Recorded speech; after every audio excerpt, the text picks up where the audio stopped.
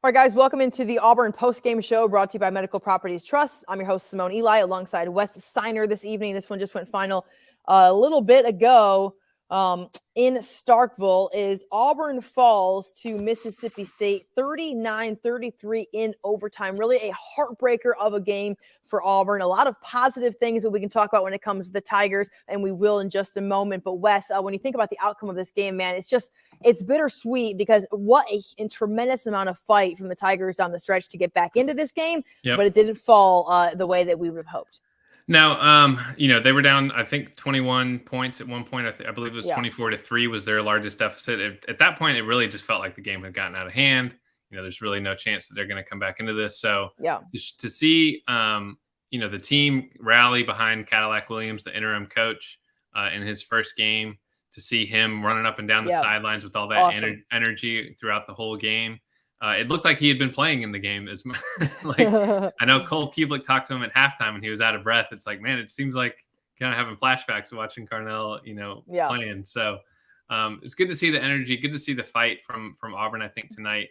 I don't think anybody expected them, to necessarily win this game, especially with as much of a shakeup as this past week has been for the Tigers. Not only losing the head coach, but then losing 4 other assistant coaches and having everything mixed up and shuffled around, and people are now calling plays that have not ever called plays before. You got an interim coach who's never been a head coach before. So it was just a really big, mix up of all that. And I just think it was good for Auburn to be able to not only come back in this game and take a lead, but, just good, I think, to show some fight. And I know this is their 5th straight loss, which is crazy, but I think that, I think there are some positives, maybe more than negatives tonight for Auburn. And speaking of the Tigers, we heard your cat in the background there. We know that your cat is disappointed in the loss. But like you said, a lot of positive things. And let's talk about Cadillac for a second. He was giving off what I put on Twitter as some major AAU coaching dad vibes with the towel whipping. But the thing is, the players need that. And I'm not hating on Brian Harston. I'm not hating on the staff that was fired, because as a coach's wife, that's a hard situation to be in. I've been in a situation. It's not a fun one to deal with. And players have relationships with coaches, assistant coaches, head coaches, and that obviously impacts them mentally and what things are like going on at the field for them as well. But to have that sort of energy from your head coach in this game means a lot to players. And I think that has to be something for fans and for this team to look forward to. Yeah, I think that's probably part of the reason why he was selected as the interim coach. I know there was some talk about going with Zach Etheridge, but let's face it, like Carnell Williams is like a household name for Auburn fans. It's the fan base and the team can rally behind. I think Auburn released, I think it was an older video, but it was him, talking about how, football was just like giving him such a good opportunity, and how it took him to all these different places, and how it was all about the ball. Was this video that Auburn dropped earlier today. So I just think, again, I think Cadillac and that kind of energy is something that this fan base has been lacking for a couple of years now, maybe even longer than that, maybe 2-3 years. Where you have like a face to kind of like get everybody involved and get everybody hyped up and continue that energy of the game. So for sure. I think it was the right call to pick Cadillac as the interim coach. I think it made the most sense, and we'll see how these next few weeks go. Certainly. When we talk about play on the field, let's talk about the play of Robbie Ashford. There are moments where Robbie Ashford shines really, really bright for Auburn. These are the numbers. And I think what's the most telling is what Robbie Ashford can do with his legs. Sometimes, I've read maybe he's playing out of position. Who else would Auburn turn to in this moment? But he is the guy that is under center. He is the quarterback. He only completes 7 passes for 75 yards, but really does a lot of damage on the ground. And you have to give kudos to Robbie Ashford for really bringing Auburn out of the depths of not being able to score. Back-to-back touchdowns on the ground, really brought Auburn back into this game before the go-ahead touchdown run by Tank Bigsby. But just his ability to be a dynamic playmaker, he kind of does not have that passing game ability that you would hope for in moments, but he is an athlete who has done some incredible things for the Tigers in this game. For sure. And, he keeps it interesting. I think that I think the offensive line has become an issue.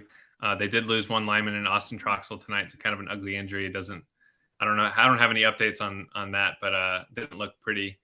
So I think offensive line has still been an issue and kind of, creates a situation a lot of times for Ashford where maybe he feels like he has to start running when better protection. Maybe he would allow the play to develop a little more and get to some of these receivers and complete more of these passes. But he is very fast, and that has been a huge asset for Auburn this season. Obviously, he had 2 touchdowns tonight. Late and I guess it was in the second half, both of these touchdowns that he had. So, not to mention that TJ Finley didn't travel with the team. So if it's not Robbie Ashford, Zach Calzada's hurt.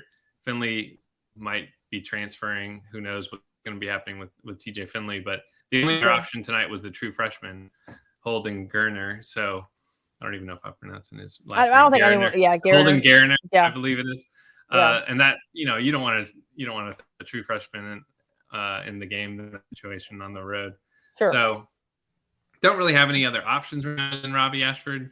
But I do think that, like you said, he keeps plays alive, and I think that he does well at times, or at least good enough to give you some hope that he can move the ball down the field. There is a walk-on in Sawyer Pate from Thompson High School who's actually a fantastic quarterback. At least he was for the Warriors. So I would not mind seeing him be on the field. I'm just saying. He's a walk-on, but he's done some pretty big things in high school. But let's talk about this Auburn defense, guys, because when you look at the numbers, obviously Mike Leach is a big air-it-out type dude, more than 350 yards in the air. But the defense and the forced turnovers and this special teams by Auburn is really what kept the Tigers in this ball game for as long as they did, until the offense could get some momentum there in the third quarter, Wes. Yeah, for sure. I think Jalen Simpson caught an interception. There was a big sack by Derek Hall at one point that forced the 3-and-out. I think Jeffrey Umba forced a fumble at one point. So, yeah, I mean, the defense was keeping the Tigers in the game for sure. Especially this game just felt like it was almost out of hand so quickly because first off, like Mississippi had 10 points like within the first couple minutes of the game. And then there was a big decision early on where Auburn decided to go for it. It was like 4th and 1, I believe. They were down 10-0 right at the beginning of the second quarter. They get it. And then, give Mississippi State a short field, and it's 17-0 like so quickly. So, for the defense not to give up and to continue to fight, that was really what allowed Auburn to come back into this game, because they went on this huge run, took a lead at one point, and then obviously lost it in overtime. But, I mean the defense played pretty well tonight. I would say probably a little bit better than the offense did. So Auburn, it is a 5-game losing streak, but I think that there's a lot of hope, a lot of energy, and excitement to some extent surrounding this program right now. Cadillac Williams was able to bring a level of excitement to this program during this game. Auburn returns back to Jordan-Hare Stadium to play Texas A&M next week. That's a night game. Then Western Kentucky at home before the Iron Bowl. And you have to imagine that regardless of how things turn out in the win-loss column of this game, that there is a little bit of a page turn, a new chapter in Auburn football now that the program has moved on from Brian Harsin. Again, not rooting for anyone to get fired, but I think that fans and the program alike were ready to see a new chapter, Wes, and I feel like that is kind of what has begun now with this game, despite the loss. Yeah, for sure. I think Cadillac was the right call. I think there was a lot of unhappy fans with the Brian Harsin era. But I just think by doing this midseason, Auburn really sent a message that this is not acceptable. This is not what we're expecting from our football program. Last year Auburn had their first losing season in since 2012, and this year it looks like they're headed in that direction again. So they kept Harsin through the end of the season, but I don't really know like what that does for you exactly. Sure.